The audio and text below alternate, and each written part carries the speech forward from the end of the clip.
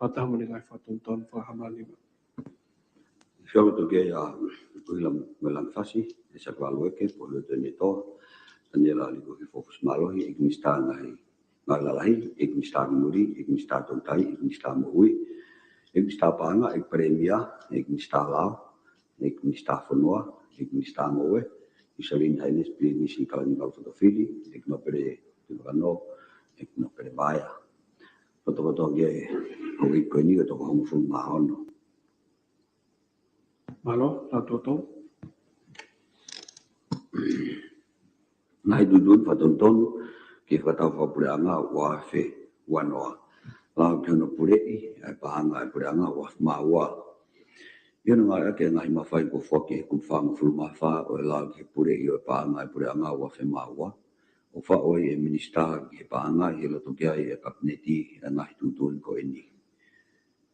Ko pulaki hinga no mo ngai rea ko pusi I taha ewi ngai dudun ko ini.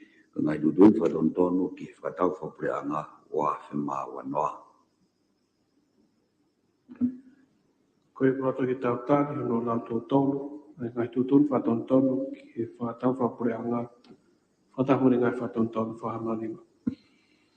Siapa tu dia unia melang fasi ya sa ke valu ke koe tene toa tanyela di koe fufus malohi ek mistan ngalalai ek mistan muri ek mistan tontai ek mistan moi ek mistan panga ek premia ek mistan lao ek mistan fonua ek mistan moe solin haines blinis kalani val fotofili ek inopere tu kano ek inopere vaya toto ge ho ek ni to hongo fulmano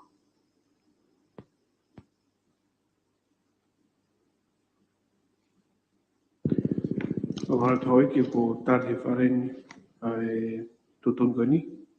Ik mista pang.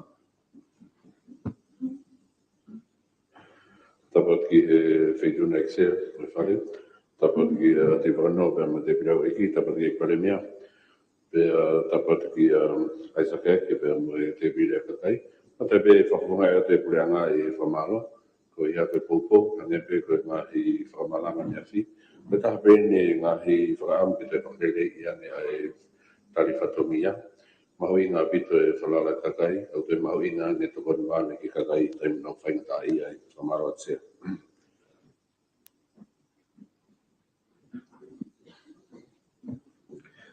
Malaho ki taho kot ki he lawhanganga whika tolu o awhi wano. Nei koe lawhanganga whatonton whika uraki ngā hia. Koe lawhanganga koe ni o slau uraki pe a hiri ono la tua wana tu hifke komi ka kato pe koe whafoki mai ki ki to iaha whatonton ki ai to pe ki ta paloti. Koe roto ki tāptari hono la tua ua lawhanganga koe ni whahamanima. Siapa tu dia Wila melang fasi ya sa valua ke ko tene toa tanyela di ko hi fufus malohi ek mista ngai ngalalahi ek mista muri ek mista tutai ek mista moi ek mista panga ek premia ek mista lao ek mista fonua ek mista moe salin haines prinis kalin val fotofili ek no per parano ek no per vaya loto ge oiki toko homo fulmano Malo la toto. Lafrangan fatonton fikaua ki ngā hia wafe uful mawa. Koe lafrangan ki halau fatonton e kupi wanga ful mawha, koe lau ki ngā hia waiwha. O dudun I tui, me wharearea o tonga, I whakataharea o pureanga o pehe. Kupu uluaki, ingoa nou moi uhinga irea. Kupu si taha, ui e laoni, koe lau fatonton fika taha, ki ngā hia wafe uful mawa. Koe roto ki tautari no la tua tolu ai lawhanganga whatonton whika uraki ngā hia whahamanima. Siapa tu dia wila melang fasi ya sa ke valua ke ko beto ne toa tanyela di ko fofis malohi ek mista nga lalahi ek mista muri ek mista tutai ek mista moi ek mista panga ek premia ek mista lao ek mista fonua ek mista moe isalin haines pinis kalani val fotofili ek no bret vano ek no prevaya loto o ikikai to ko homo fulmano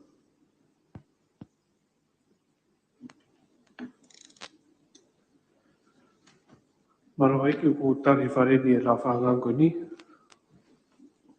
ek Mr. Lau. Ta moe fituna sia kamai e pare mia moe hoi me mi preferi wata e famalo me te pili kone ai purenga ki no tani lelenga e fatonton la koni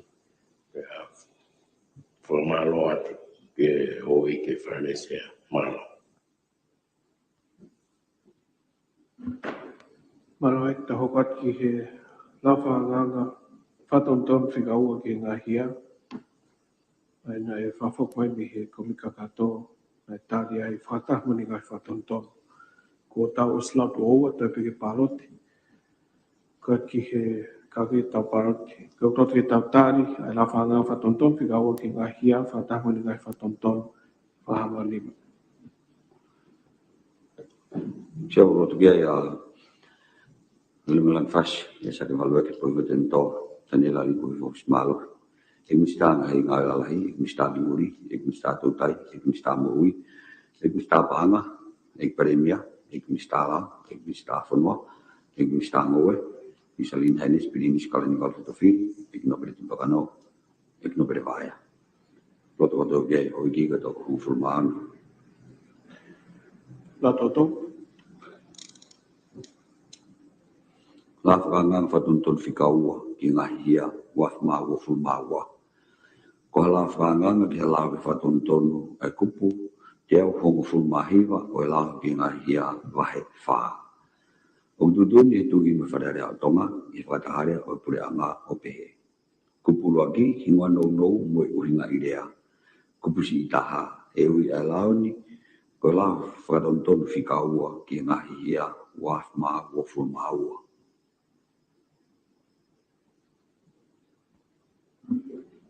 Tau tapua.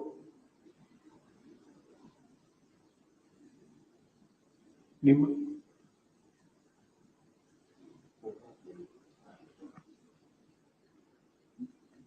Koe whatonton wha osini na e whahau mai. Ku whahatpe he screen. Koe wharere ke whotugana e tari e komika katoa vea tau tapua.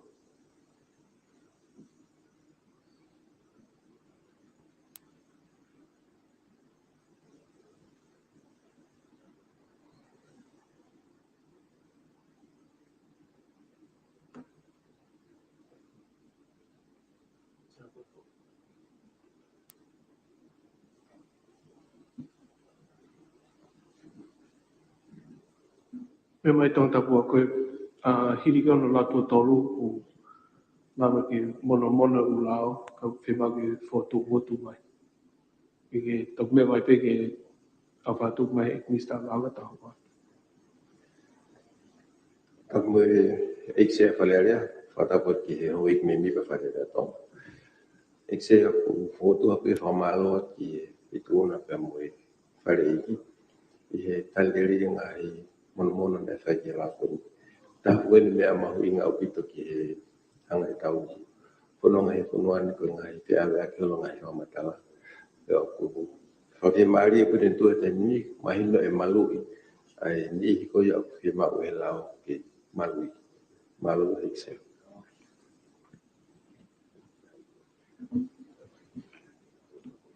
Koe wharea koni ku whotu mai i e whapalangi shall not be printed, published, broadcast, disseminated or disclosed in any other form to the public. Peki he ne whatonga ko pau hei kai ki paki pulus whamawhora tu whaki pe tuku atu i atoe whaahinga whaunga ke ki e kakai. Koe whotu uia, ko pau te iaha mea ho e kiki ai e misala. Mo popo wa pe se te pili o ni ke whatonton koe ia se malo.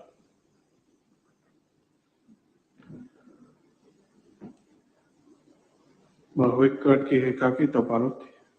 E koe prota ki tau tāri, ai la whanga whatonton whika ua ki ngā hia, whatahmani ngai whatonton whahamanima. Sia roto kia ia o Limelan fas ai sa ke value ke Koe tene toa tane la di kui fufus malohi, e mi sta ngahi ngawe lalahi, e mi sta kimuri, e mi sta tautai, e mi sta moui, e mi sta panga, e premia, e mi sta lao, e mi sta whanua, e mi sta moe, e sa lin haini spirini skalani watu to whiri, e ki nopere te wano, e ki nopere waya. Loto kotoa kia e, hau e kise to hongo fulmaana. Maho ki tari e la whangang koe ni. Me Mike Mistara.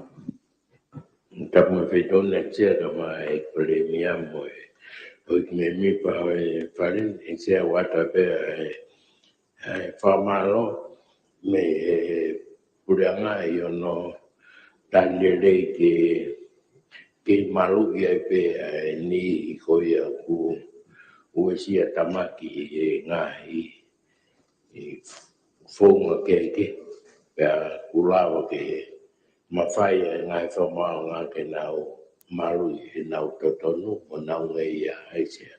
Malo, whatua, iyo, ngose. Maro hoiki. Tau riri o kamitakata.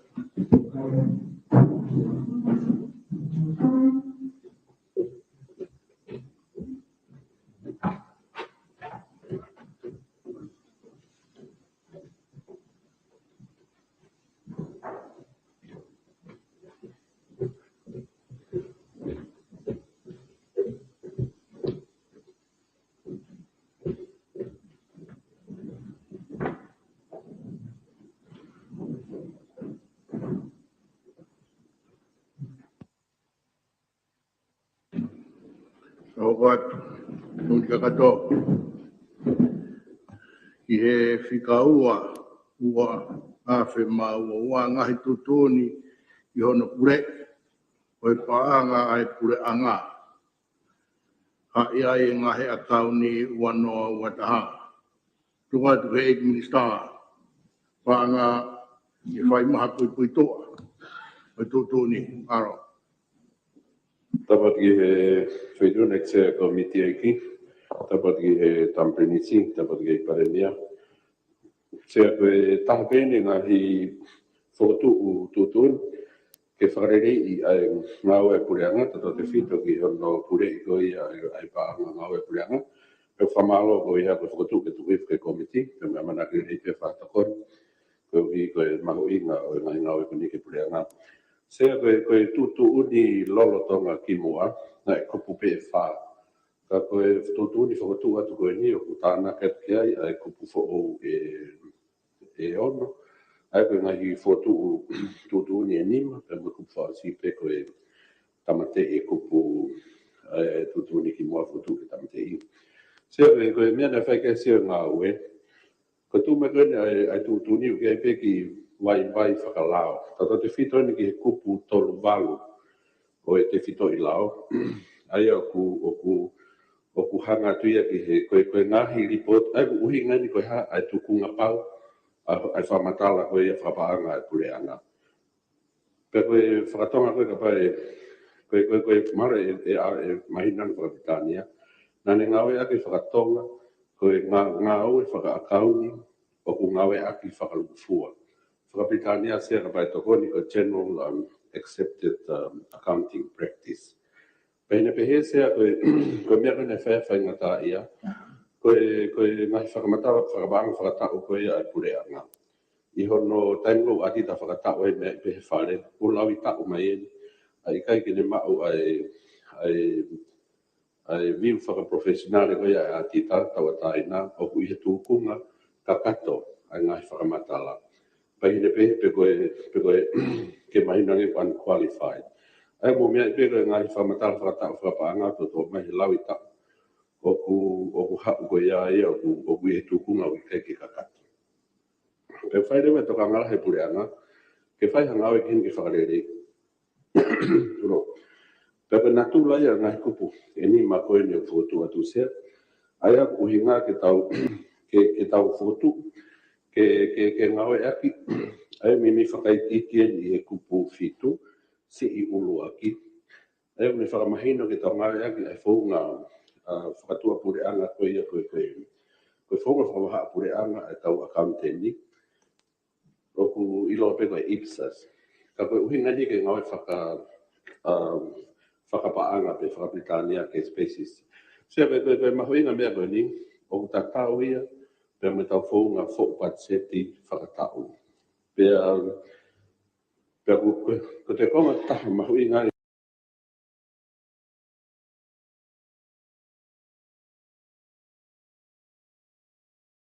le koe au whakaiki ki e kupu ono, si i urua ki pe moe kupu si i ua, o kune hanga whakamawahe wahe, e mahoinga ke nofo pe e whakamatala whakatau e pureanga, o hai ki e whaunga, whakawaha pureanga e kau teni koe ke o whotu atu i tu ni, ki mua fok se hange ula, o koe vai anga e tefto i kupu whikatoru waru, o koe ke ne tuhu i mai, ai tukunga pau koe, ke whakatatau ke ripoti, ko hi ka lawa, ke taimo o bia manaki rewa e pureanga, e lawa ke ne whakawheau, ai whia mau e atita tawa taina, ka lawa ke au ka tukunga rei, i pot whakatau e pureanga. Sia koe natura whakaiki ki pia ka whakatu la koe ni, pia whotu atu e komiti se. Aro, e ki he tamatapu ni ma fuki au chartered accountant, pai maha mumi a mai te kawa ki pēr lāko. E tutu koe ni maro. Alo, tap ke sia kumga kato a fokon pe ke ik premia mo e kabneti pe ke company ni sima ho e ki no pere pe ke ka nga ba kunga ke mai a fokon sia so ki la pe ke ni ko mai pe foko ko nga ko ni wai pe aki patonton ko ni ko aven ko ke hange ko pe na me ga ni sa ba nga ko tu foki la lo tonga ia na ha o ia ka ko ha pe na tu pe ia ke se kai tari panga ko ha fa nga tau toki o ku tari whakalu ku fua. Ai o ku plot pia kauen, ka ku heno pia ku ton ke specific ang kon us kamata ha tau whabang ko ni akau na tau maa ko ni wanoa ua taha. O ko ngā ua, au mai no ha ube he whi mau whalao ka mo tunga ko ni accounting standard ni. Ai ko tunga tau tohi ko siu ku ha ube ku fōkia ko ngā ua ko uko ipsis ko ni. Ka ko tu sai pe ia.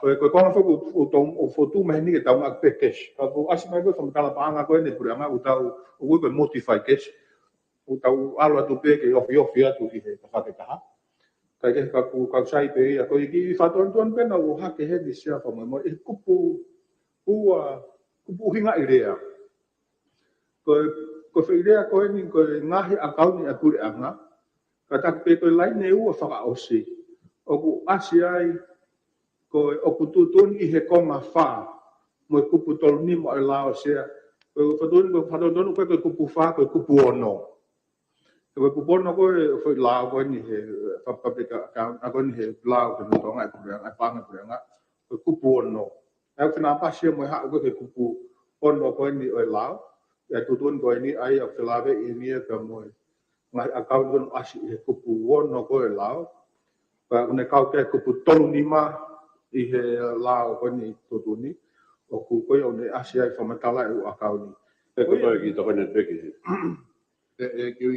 ki o anu pe La mari pe ko ni ha ko he lao.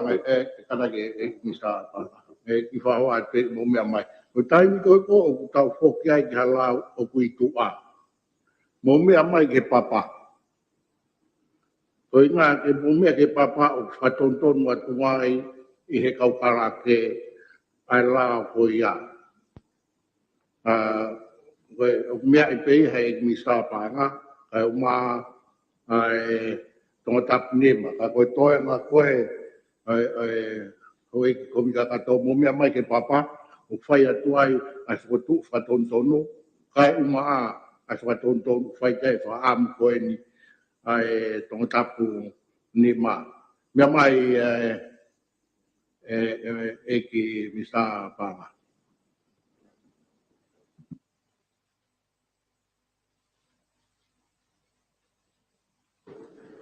Se kata ke te whakafoket peka tu atu i mo ki whakunga ki whakakato i me. Kamere moretu. se ai ko ai pe ko hike fena pasi ma ko hala pe tai pe ko kupu ono ai whilawe ia mo e kupu ono si i ko ni ai ase kupu ono si i ko ni ono taha ki ka palu fo ki la ono taha e ki mea ko whatontonu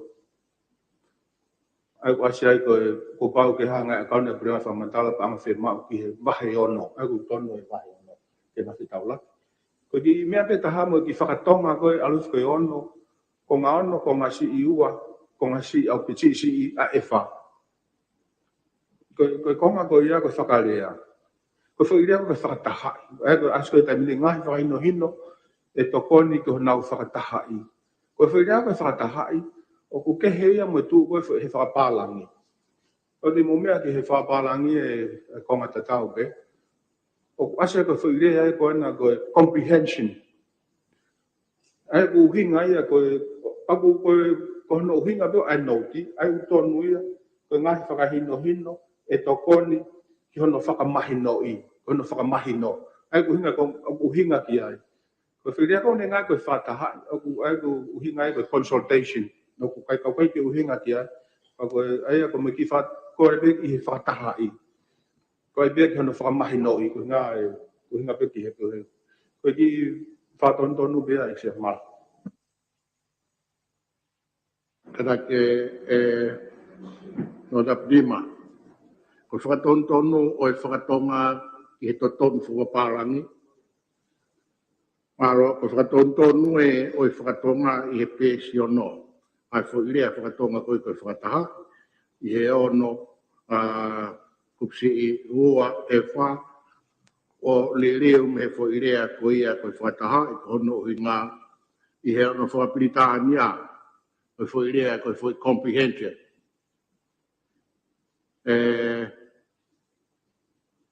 Koe aha atoponi mai ki ai hau e ki panga kai ngā whuki e miska ako. Koe whairea whapitania e ni koe comprehension o whai kai tōkanga i ono o mai pepa i koe whakataha. Ka whai whemea aki ki ai a hono whakatonga o e comprehension ni. Mea mai e panga e miska panga. Sia ke tokone peke whatontonu, ka mata pepe me he whakamatala koe ia o e ngahi atauna e pureanga. Koe tokanga pe sea na e uhinga pe a e ne tokanga ke konga wha, ke tonu pe konga wha, koe konga wha he te whito i lao, koe ngahi paanga ia a e pureanga. Aina koe ngahi paanga when pea moe kupu tolu ni ma, koe kupu tolu ni ma whai e ripoti. Ka hune ripoti a ngahi paanga ai pureanga aia o whakakongo ko ngātu i he kupu, i he konga whaa koe te whito i lao. Aina uhinga pehe hono whakauhinga se. Aia koe anga e whakotu atu o ku uhinga pe ai nofo koe ke he ripoti, ai koe konga o no ia. Ka koe ripoti, o kunihanga ripoti mai, ai ngahi paanga i he konga whaa. Aia koe o tonu whakalao pe ai anga ai whakotu atu koe ni. Koe tāna ki koe whakarea koe i e ono si i ua si i e wha se o popo e peke te mahi nonga e whakatontonu. Marusese. Tō tapu ua mea mai ke whakatontonu koe ulu aki. Ke kau aki pia mo e ko ngā wha o kupe mea mai ke whitongi. Au mea mai e mista o kutonu pe kupuia koea ko ngā ono. Maro. Ose, tapa me siapa pe ki ho e ki komit kakato. Koe konga fuko ni fat o whelave ia pe mo koe kup whae o whelave ia mo paanga pureanga sito i paanga mo pureanga mo paanga tala siti. Koe te uhi whelave ia mo akau ni. Koe akau ni o kuhui e whamatala paanga koe konga ono. Koe tu koe laa koe ni koe konga tolu nima au as koe ni konga wha au tonge ono mo kupu tolu nima. Koe kupu tolu nima whela koe konga pe e taha kupu ono. Te koe kupu ono, ala ke kukoe. Koe ngahi whakamatala ia koe whakapaanga, oi konga ono. Koe tolu nima ka koe lau whakaluku fua koe a kauni, ton ke kau e tolu ono, tolu fit, tolu wan. Ai ku hinga koe ku kau katoa e konga ano, ton ke kau e tolu nima. Koe ki ngata pe tolu nima, tolu ono, tolu fit, tolu wan. Koe ni ka katoa ia koe ua kaunu koe kureanga i. Whamatala paanga se. Mala.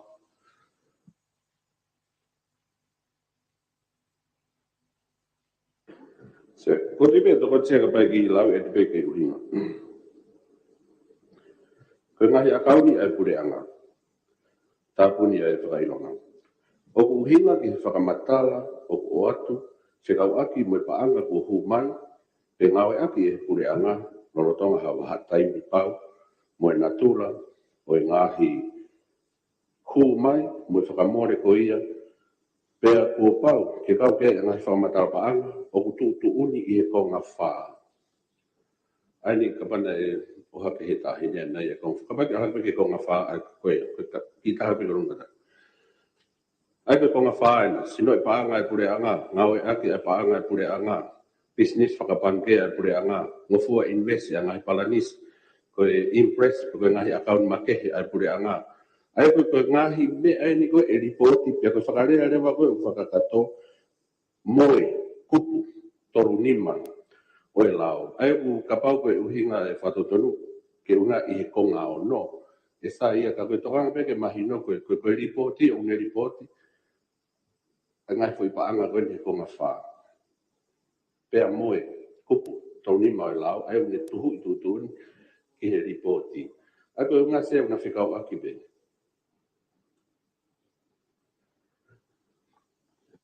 Tapi me fituna famalo ke whakapu komit kakatoki, ki mea hifo ki he, koe kupu wha, so koe hakaunia, koe kupu wha e whamatala ia ke u hakaunia u paanga, konga wha. E paanga papi ke paanga kawaru kufua mo paanga tanasi si o ke mo kupu ni ma o filave ia mo no mo umalui ko ha ke kupu fa kawai o famatala paanga he ku kawai mo kupu ia I he no ka to mo paanga I olunga to ha o ia ko he akauni a kupu fa ai kono te ia ko e famatala paanga ko konga ko tuhui pe ki tutunia ko ni ko kupu tolu ni ma ka ko famata fanga panga au ne pe ko tol kupu ono mo kawa tu tol lima ko hi ke kawa tol ono tol fitu tol wan e ko hi ko famata panga ko ku fe ma ka ngata pe fa panga fa lu fu e kupu tol lima ko nga ono o fe ma o famata panga e fa ka kuata pa ka ngata u famata la ko na kupu tol fitu te hu aki panga a ku nga ki ko ni I ono hu ko mo hu mai tapi he kupu tolwal ko en kalori ko ha ya ko ipsis ai ko akam ko hinga ko bula ke se ko ko ma ko ha fa ko ma na tu la ko akam ni o ai me ko ko to nga pa nga fonwa ka wa no mo ngai me ke ai ko nga ki mo ai te la ve mo pa nga tala city mo ngai me ko ya ka no tu fa ma bo ma re ba ko te ko akam ni kupu ko nga no se malo se ki korbe to ko ne de ko konga wha, ko konga whamatala ai anga tukunga o paanga. Ko konga ono, ko ne ripoti ai mea ko ia o kuihe konga wha. O muhinga pehe ono whau o tutuni ko ni. Ko paanga ai I konga wha, ko ripoti I konga ono. O paanga ko I konga wha. Marosia. Se ki toko te peka pau e. Se. Pema e no tapu tamo e tuna pa tapa mo e hoi ke me pa komiti. Ya ia I whakawapa bito ki e pureanga, ka me ki sta panga, mi sta lau I e whakauhinga o mai koe ni I ke konga wha mo konga ono. Ko me pe ko tokanga ki ai I konga koe ni ke tau ki whakamahino iang ke tai menge ke mahino mai ki te pire koe ni. Koe o kutau tala noa foki ki he ngahi account at pule anga pe koe financial statement o reporting. O ne hanga lewa o report o ai konga wha o hangei koe ia kohono. Koe mea mai kai te pire pule anga. Ka kapau koe whakaukau ia te hanga report e konga wha. O totonu ke tau te tānaki atu, ko ngā whā, ko ngā nima, ko hui, ko ngā waru, he ko hui, o kurahe mea e ke ripoti, e pau ke kau atoi, ai ko ngā ono ia, borrowings, me loans, we guarantee, mea ko ia. Ka pate tanoh pe tato ko ngā whā, e ki tono no ia Aia koe angai koe whakaukai te pire ko ni. Nā ngari tonu ange pe e tau. Ai konga o no. He koia. O kia ku tonu ni ma ke ai e lao. Tūke. O ka pau ki tau te ai ki ka kato ane. Ko ngā whā. Ko ngā nima. Pea. E rawa peke. Ki kaua tuai me ko ngā fitu. E mea koia. Peki lolo aia.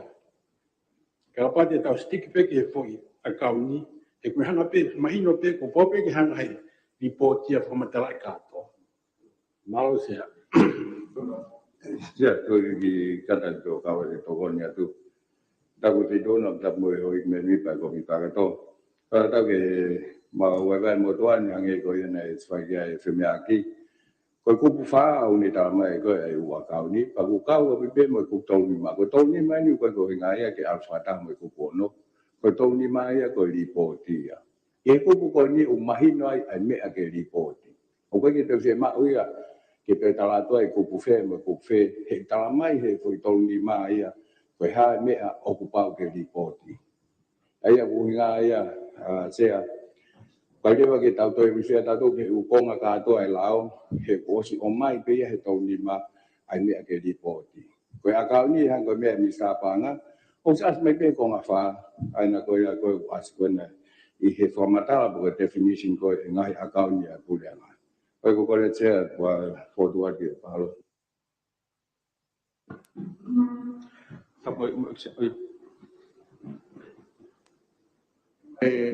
Mi sāpanga. Tāpat sea pia whamarope he o mai whenga māria.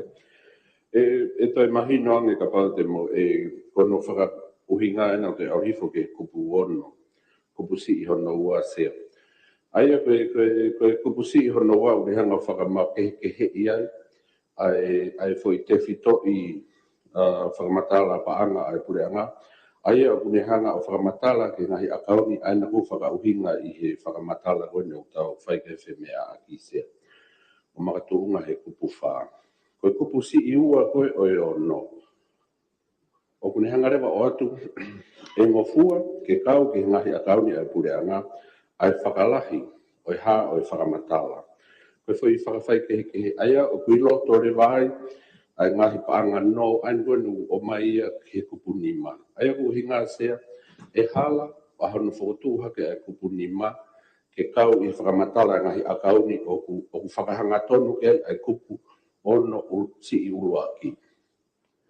Pea whakalahi rea o ke whakamatala whakalahi ai kupu si i ua, aia tene lava ia o kawa ai kupu nima whakatatāsia. Koe uhinga ia e ahono whakangata koe whakamatala i olu ngā sea. Koe hangewena whakauhinga ne nai, koe mea wena whemau ke lava ke kakato, a whakamatala e pureanga, pēr ne tuhu i e tuku ngā pau koe ni whakatatau ki he whonga ipsas whakaakau whakapureanga, pēr mahino a pita ko whamatala koe ia e nofo ki he kupu nima. Koe ngai whamatala whakalahi, ai no whakaiki ki atu i he kupu ono si honua.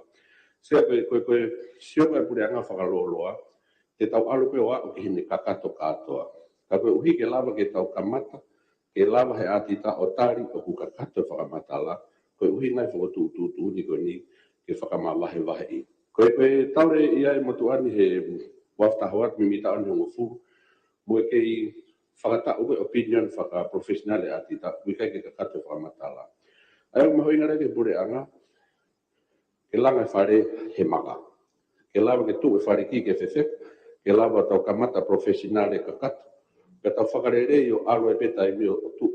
Koe anga koe sio pia me sio whakatau kei ke tunga whakanga au e me malawa ke ripoti kakato. O whetauratu me whemau whakatua pure anga koe ni koe o ku hangai whanua whakakalaka o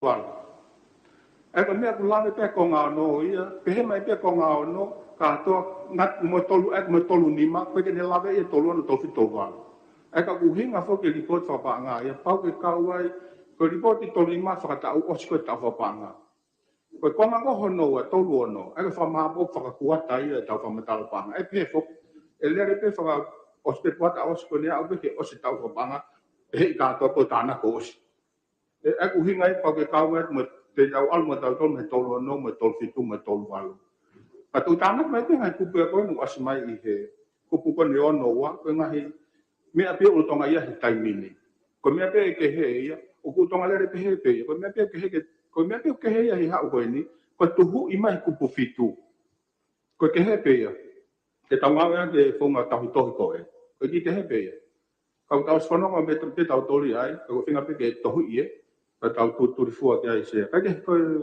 ko ki fa ha abi se ai Paro, memang ek misa pangana ya ini me na toka mai ke nai ko kore pe mo tahu pe mo wa ke le ko tonga tapi ma mo tonga tapi mo folo ko mo chate da ka ko no ngai ko tahu pe mo wa ke le ko wa tu ek misa Dapat saya pe kamalo atu he tokoni ka tope pe mo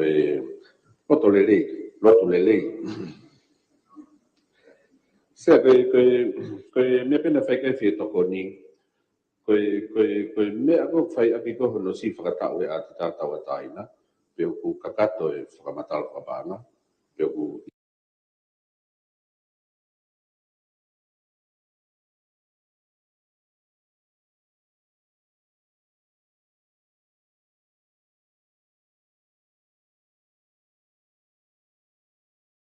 ikai ke kakato ai ko me ako fai ke toka me preanga ko nga ko no mau inga se ko report ya ati ta ko ya u ha ki tu ake kakai pe ko ya ku hange ko tau nga hi ho nga u o ke tau nga hi ho nga u ko na fa mo re pangala o to ko ni ke pureanga pe ko ha ki tu ko ta e ta mo ko fai ke fe nga o ko tau tu ta pe hange ko me misa ai ko nga fa ka i ta o to ke ni ma ka ko mai ko tau ma tu ale le ke ta una to ki ka tau kamata i tutu ni kono fotu at ko ku si fitu pero ke lava ke fa ko le rei mahu inga au pito ai foi fa kai ki ko he ku pono si I ulo aki per mo si hono wa ai una fetaula ki per mo I si ko fa ke tala noa ki he ngahi akaunise ko fa ka amu ai pure anga ke lava ke fa tu tu nien ka lava ke a ke tai ko fa matala pa anga ai pure anga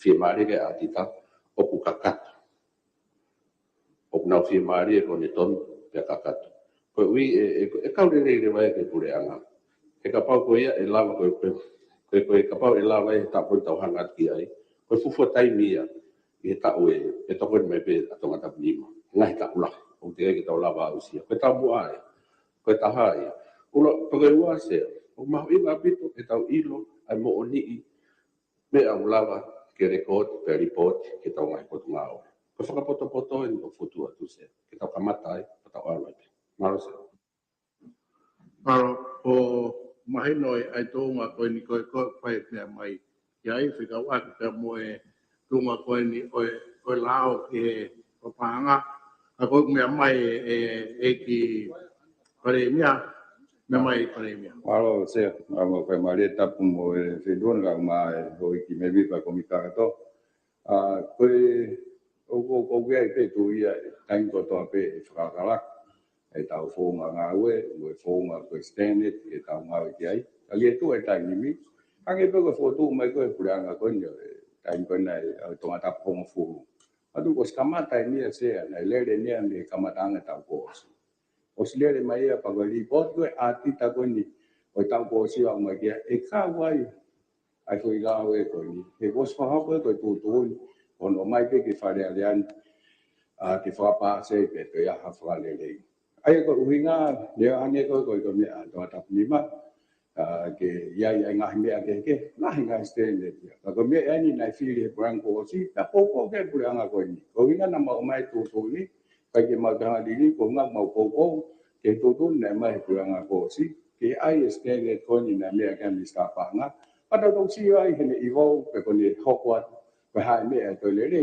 ta to da ni ma ho ko mai pada an ke he pe o wi ai ha me e fu tau ti ai nga we ko ni mo li po ti ko ni ai u akal ni ai puanga se ai ko tu ya ko ni puanga ke tu be he me ko ni tai ni be pa ma fo tu wa tuai ke tau pa lo ma lo Marot ke premia kada i he ono pupsi iua fa o feria whakatonga koia koe whakataha ka ko hono whakapritania o comprehension ke mi amai ai rewa koe hae tūma to tonga feria koe e se fa malo de ma ma le io ange lo me mi sta panga ma tale ma do fa ton ko ya ano fa mai noi ko comprehension ni se malo ai a koe whakatontonu ki he rea tonga koe ia koe whakataha e ko hono whakamahi noi whakatontonu ia o toe ngā o e tutuni ia o putu pe i he ne tūlolo tonga koe ke toe iaha toe tawhāpi e toe le reo o holo mea mai Ta moe viduna se tapa moe hoiki moe komikarato ka mai o pureana koe me kon ku fai ke ai ta no koe mon ko toia koe whakau ki tupe ki tau horo pe o fai ai reporti i le whapita nea case accounting, case basis, pe koe reporti pe i he paanga hu mai pe hu atu. O atu e kau ai e whakamo ua. Koe tau alu pe o whakamo ua, pe a kui le wea koe accrued accounting.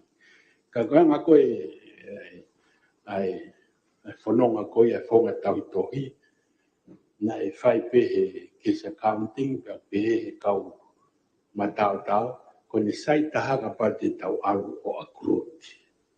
Ko tau accrued pe e kau mo e mo ua, hono report ki ilo e kakai, pe waha lahe mo ua. Pia kau mo e seti, pe kai ko e kesi pe.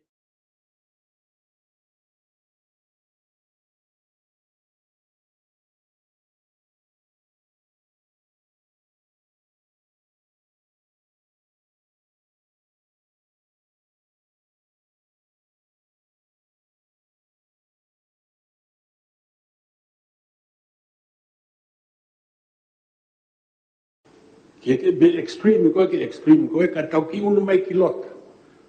Ko na ui pe ko modified case basis. Ke tau ki kamata ke tau whakakau ange SAT. Whenga ke value SAT. Pe ai pe mo ua ke report. Maui ngai ke iloi ai kakai. Iloi kau whai tu ni ko hai lahe tau mo ua. Pe totongi a whe. Pe oska whe. Umia pe. Sa. Kana iai pe upalo pare mai.